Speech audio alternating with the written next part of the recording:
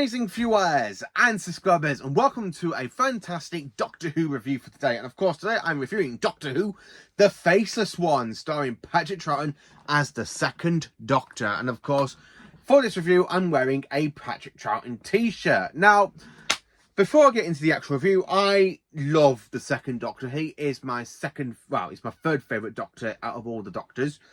So this story what I'm reviewing was actually broadcast from the 8th of April to the 13th of May 1967. It is a 6-part story. Now you can either watch this in 3 ways. You can either watch it with you can watch the black and white version with the surviving episodes 1 and 3, because only from this story episodes 1 and 3 to survive and the rest have been animated. You can watch episodes 2, 4, 5 and 6 animated with the surviving episodes 1 to 3. Or you can watch the surviving episodes 1 to 3 with the telesnap reconstructions. So you can either watch it in black and white through the telesnaps or the animation, but you can watch it with the third option where you can watch the whole animation but in colour. Now, I watched all 3 versions of these in one day. I mean, I'm literally being honest with you, I can actually sit down and watch it. I can watch the telesnap reconstruction first, then watch the black and white animation, and then of course watch the coloured version. Now, the coloured version is definitely my favourite because the second Doctor in colour, I have to admit, it is a genius. It is a very good genius idea. So this story opens up with the TARDIS materialising in the middle of Gatwick Airport. And of course, when the TARDIS doors open, Jamie turns around to the Doctor, "Look at the flying beastie!" And the Doctor goes, "Oh my word!" And of course, you got the Doctor, Jamie, Ben and Polly running away from because the TARDIS actually landed on the middle of the runway. So you got them running away from the TARDIS, and of course they do come across a policeman, and the Doctor goes, "Scatter!" like that, and then they all scatter. The Doctor and Jamie end up hiding somewhere pretty insane, because they literally hide behind the wheels of a plane, where Ben goes and hides in a kind of like a store cupboard, where Polly goes to hide in Chameleon Tools' little hangar bay. And this is the whole point of the story. So Chameleon Tools, it is not what it seems. So the actual whole point of the story is literally aliens are shapeshifting into human beings, kidnapping humans, so they can literally take over our planet because their planet is dying and they want to find a way to survive. So the Doctor comes across these unwilling that he didn't know about the situation until basically when Polly says, "Oh, I've just seen a man die." And the Doctor, Jamie and Polly do go to investigate. Now, Polly does end up having her mind wiped for some part of the story, so she doesn't recognise the Doctor and Jamie, even though the Doctor and Jamie are literally saying, "Polly, it's us," and she goes, "My name's not Polly." And I really quite like the fact we meet another normal person, who had a companion possibility, and a little bit of a love interest for Jamie, because Jamie ends up falling in love with this girl from Liverpool, who's basically trying to find what's happened to her brother. Now, unfortunately, her brother has actually been, he's actually been turned into a chameleon. So her brother's kind of in, like, little doll things. Like, they've been miniaturized on the plane. And she's trying to find out where her brother is. So it does kind of lead into the whole ploy, what's going on at the airport. I like when the Doctor is there trying to explain to the actual flight controller, and he's having none of it, and the Doctor and Jamie literally go off to find their own sort of way what's going on. And they're like, "We need to report a murder." "There's been no such reports of a murder." Like that. And I really do quite like the story itself. There are some scenes I have to admit I did enjoy. I like the bit where you got the Doctor, you got Sam, the love interest for Jamie, and you got Jamie himself, all basically about to be being lasered. Because you got the laser beam when it heads towards them, and of course that's when you got the end credits. They do survive and they do escape.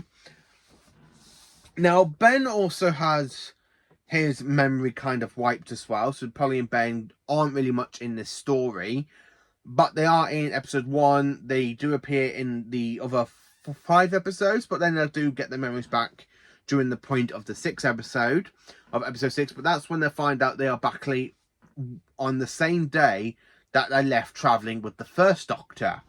So it's kind of a timey-wimey time loop for Ben and Polly, because they go back on the same day as they just left. So it's like a really great time loop. So they're left with William Hartnell, and then on the same day they literally return with Patrick Troughton, the second Doctor. So I really like how their kind of story's gone full circle in a way. They left on the same day that they left in season 3. So they literally spent one season where they literally became the first Doctor's companions at the end of the War Machines, where they kind of stowed away on the TARDIS.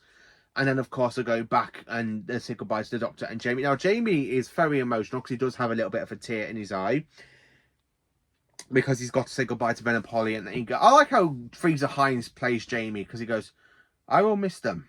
And I like how the Doctor goes, yes, so will I, Jamie, so will I.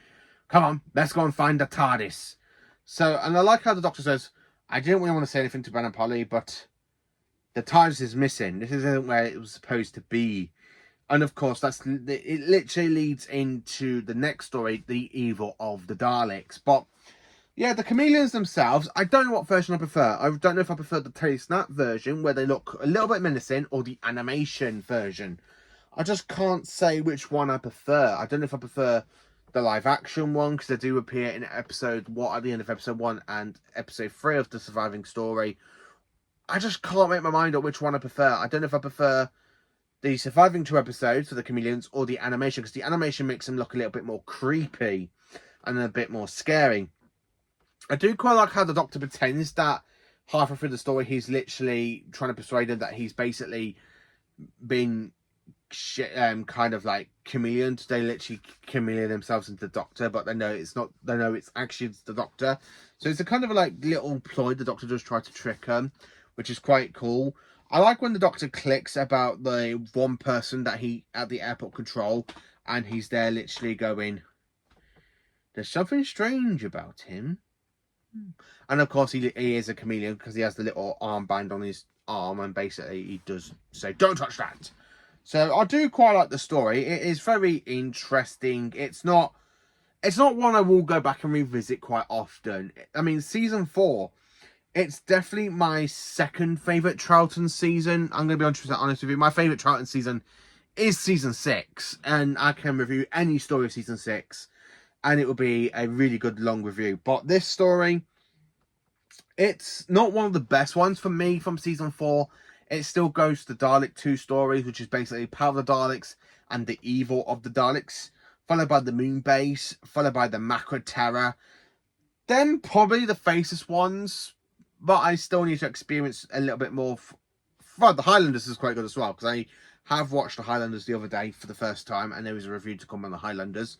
But yeah, I did enjoy Doctor Who, the Faceless Ones. It was a story I'm so grateful it has been animated, and I do have both versions of it. There is 3 versions of it, because you do have the normal standard Blu-ray version, but I've literally just got the Steelbook and the DVD. I'm not too fond of getting the normal standard Blu-rays. I prefer getting the DVDs and the fantastic Steelbooks.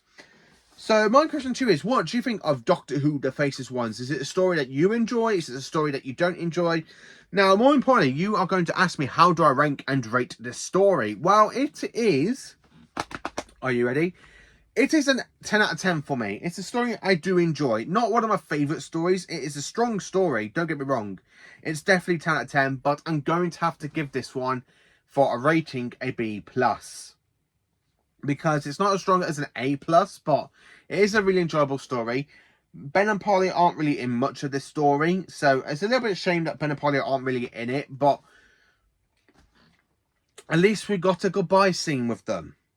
Now, some companions don't really get many goodbye scenes, because the Doctor just kind of leaves a companion without even saying goodbye. I mean, look at Tegan the first time, when he left her at the airport at the end of the time flight.